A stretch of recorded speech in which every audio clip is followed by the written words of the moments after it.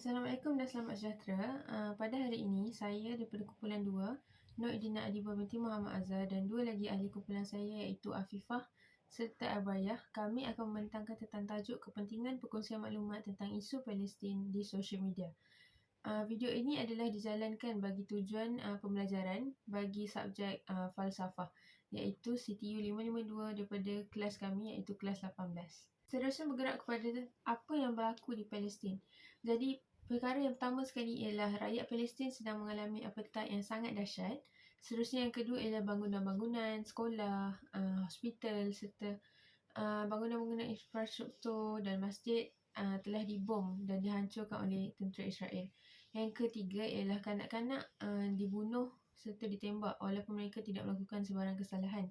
Dan seterusnya yang keempat ialah rakyat Palestin dipaksa dan dihalau keluar daripada rumah mereka sendiri oleh tentera Israel atau mereka akan diugut untuk dibunuh dan diseksa. Perkara selanjutnya yang berlaku ialah kuasa elektrik serta internet di kebanyakan tempat dipotong supaya dunia tidak tahu tentang apa yang sebenarnya berlaku di Palestin. Ini kerana tentera Israel ingin mengadakan tanggapan yang baik, ingin mendapatkan tanggapan yang baik daripada negara-negara luar serta membuktikan bahawa info-info yang dikongsikan di sosial media adalah tidak benar, sedangkan itu adalah apa yang sedang berlaku. Yang kedua ialah barang makanan, minuman adalah disatu oleh pihak tentera Israel bagi menyebabkan ketidakselesaan kepada rakyat Palestin supaya mereka keluar daripada negara mereka sendiri. Yang ketiga ialah Israel memutarbalikkan cerita agar tidak dipandang serong oleh dunia. Okey, seperti yang kita tahu, kebanyakan berita yang dikongsi oleh di kaca TV, di internet, kebanyakannya adalah tentang betapa buruknya perangai tentera Israel serta apa yang dilakukan serta kekejaman yang telah dilakukan terhadap Palestin. Jadi perkara ini adalah bukan satu yang dikatakan tipu ataupun helah, tapi ianya sebenarnya fakta tentang apa yang sedang berlaku di Palestin sejak dari dulu lagi. Jadi yang keempat ialah Amerika Syarikat menyumbangkan dana kepada Israel dalam aktiviti keganasan ini. Zionis Zionis sedar bahawa mereka memerlukan sokongan daripada empayar yang besar, contohnya seperti Amerika Syarikat. Jadi mereka telah mendapatkan sokongan daripada Amerika Syarikat dan mendapatkan sumbangan dana. Antara sumbangan dana yang telah mereka terima ialah seperti kenderaan untuk peperangan, seterusnya ialah senjata dan akhir sekali ialah kewangan. Seterusnya yang akhir sekali ialah air disatu oleh Israel di Palestin serta menyebabkan ketidakselesaan kepada rakyat Palestin. Seterusnya kita akan melihat kepada faktor berlakunya keganasan dan apartheid di Palestin. Jadi antara faktornya ialah pada tahun 1947 telah berlaku satu Holocaust yang dijalankan oleh Hitler kepada rakyat Yahudi di Jerman. Jadi selepas berlakunya Holocaust ini, mangsa-mangsa yang terselamat telah menaiki satu bot ataupun kapal yang besar dipenuhi oleh golongan Yahudi yang telah datang ke Palestin dengan membawa satu banner yang bertulis negara Jerman telah melakukan ketidakadilan kepada kami. Jadi jangan hancurkan harapan kami. Jadi mereka seolah-olah meminta bantuan daripada negara Palestin untuk menerima mereka dan tidak menghancurkan harapan mereka kerana mereka memang tiada tempat tinggal. Jadi rakyat Palestin yang berbesar hati telah membenarkan mereka untuk berehat serta berteduh di negara mereka iaitu Palestin. Namun demikian, pada tahun 1947 hingga tahun 1949, rakyat Yahudi ni mereka sedar bahawa mereka tidak mempunyai tanah air sendiri yang kekal. Jadi mereka telah menubuhkan satu pertubuhan iaitu Zionis serta mereka sedar bahawa mereka memerlukan satu tempat tinggal yang kekal. Jadi pertubuhan Zionis ini telah merancang untuk menubuhkan negara mereka sendiri iaitu sekarang yang kita tahu ialah Israel. Jadi mereka memerlukan majoriti kaum yang amat tinggi, yang lebih tinggi daripada rakyat Palestin bagi menubuhkan negara ini. Ini kerana dalam usaha untuk mencapai perkara ini, mereka perlu menjalankan penghapusan etnik serta rakyat asli penduduk Palestin. Oleh kerana demikian, mereka telah menjalankan misi pertama mereka pada tahun 1949, iaitu penghapusan etnik yang dikenali sebagai Nakba. Pada tahun 1949 hingga kini, mereka telah menjalankan banyak lagi keganasan serta kerosakan dalam menghapuskan penduduk asal Palestin. Jadi mereka ingin mengambil alih sepenuhnya negara Palestin sebagai tanah air kekal mereka. Mari kita lihat tentang mengapa penting untuk kita berkongsi tentang isu Palestin di sosial media kita. Yang pertama sekali ialah untuk memberikan kesedaran kepada dunia tentang ketidakadilan serta kekejaman yang berlaku terhadap Palestin dan rakyat mereka. Seterusnya yang kedua ialah untuk mendapatkan sokongan daripada empayar yang besar ataupun negara luar untuk mencapai kejahatan senjata.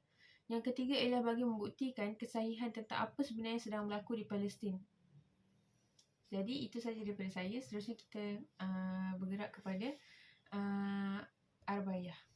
Hai, Assalamualaikum. Nama saya Arbayah. Jadi untuk tugas pembentangan video kali ini, saya akan menerangkan tentang kesan-kesan yang berlaku apabila terjadinya keganasan di Palestin.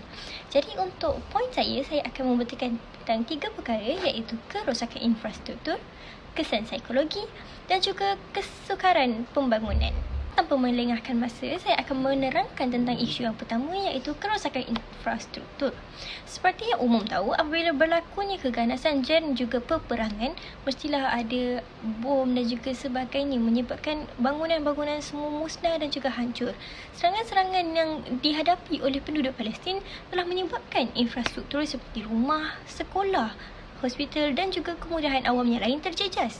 Hal ini menyebabkan mereka, para penduduk, kehilangan harta benda seperti rumah dan juga motor, kereta sebagainya, serta mempengaruhi perkhidmatan awam seharian mereka.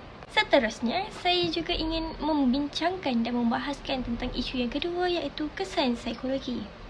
Keganasan yang berlaku memberikan impak psikologi yang amat besar terhadap para penduduk seperti trauma, kebimbangan serta tekanan emosi yang mendalam akibat kehilangan ahli keluarga, orang kesayangan seperti suami, isteri, anak, cousin dan sebagainya, dan juga kehilangan harta benda seperti rumah, motor, kereta, apa-apa sahaja. Hal ini turut memberi kesan ketidakpastian kepada generasi akan datang kerana mereka tidak tahu apa yang bakal mereka hadapi pada masa hadapan dan juga apa yang bakal mereka jadi pada masa hadapan. Isu ini amat membimbangkan para penduduk kerana mereka tidak pasti apakah hala tuju hidup mereka sebenarnya selepas berlakunya peperangan ini.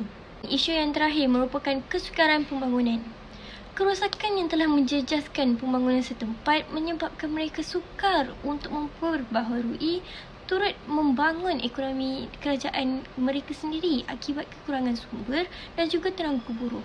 Seperti yang kita tahu, sekarang ini telah ramai penduduk Palestin yang telah terkorban akibat peperangan yang berlaku, menyebabkan mereka kekurangan ahli, ketiadaan penduduk serta mereka terpaksa berpindah randah kerana tiada lagi tempat yang selamat untuk mereka. Perkara ini amatlah meruntun hati para penduduk di Palestin kerana mereka sendiri tidak tahu apa yang bakal terjadi untuk mereka dan apakah nasib mereka pada masa akan datang. Kerana kesukaran untuk pembangunan serta ekonomi mereka yang tidak ada hala tuju menyebabkan di manakah duduknya rakyat Palestin ini. Maka dengan ini, itu sahajalah antara kesan-kesan yang dapat saya bahaskan tentang isu keganasan yang berlaku di Palestin. Seterusnya, saya memberikan kepada ahli kumpulan yang seterusnya untuk membincangkan dan mengusulkan tentang usaha serta cadangan yang telah dilakukan. Malaysia lantang menyuarakan sokongan terhadap Palestin di pentas dunia.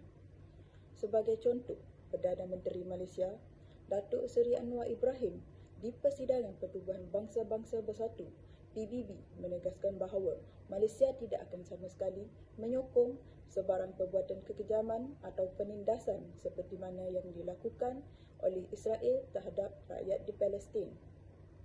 Melalui kenyataan terbuka dari Perdana Menteri Malaysia itu, banyak artikel yang tersebar menyatakan sokongan terhadap pendirian kerajaan Malaysia dengan Palestin dan sekaligus membuka mata lebih ramai rakyat Malaysia mengenai isu tersebut. Susulan dari kenyataan media tersebut, kerajaan Malaysia juga berjaya menarik minat agensi dan pertubuhan sedia ada dan membentuk beberapa agensi dan pertubuhan baharu bagi mendukung semangat dan sokongan mutlak Malaysia terhadap perjuangan rakyat di Palestin dan penolakan perlakuan kekejaman yang dibuat oleh Israel. Antara agensi dan pertubuhan yang terlibat dalam menjayakan misi Malaysia dalam membantu Palestin dan menentang Israel adalah seperti Majlis Perundingan Pertubuhan Islam Malaysia (MAPIM). Dalam satu artikel esok awal ni yang bertarikh 8 Januari 2024 mengatakan bahawa MAPIM mengadakan pertemuan dengan Duta Besar Mesir ke Malaysia bagi berbincang mengenai peranan Mesir dalam menyokong usaha Malaysia terhadap krisis kemanusiaan di Palestin. Oleh itu, berita atau informasi yang diperoleh dari media sosial harus dikaji sumber dan kesahihannya terlebih dahulu sebelum disebar atau dipanjangkan kepada individu lain supaya penipuan tidak disebarkan sehingga berlakunya penindasan terhadap golongan yang tidak bersalah. Kerana segelintir pengguna media sosial terlalu mempercayai akan kenyataan dari orang yang bersalah yang berusaha untuk menutup kekejaman diri mereka sendiri dengan tipu daya dan helah.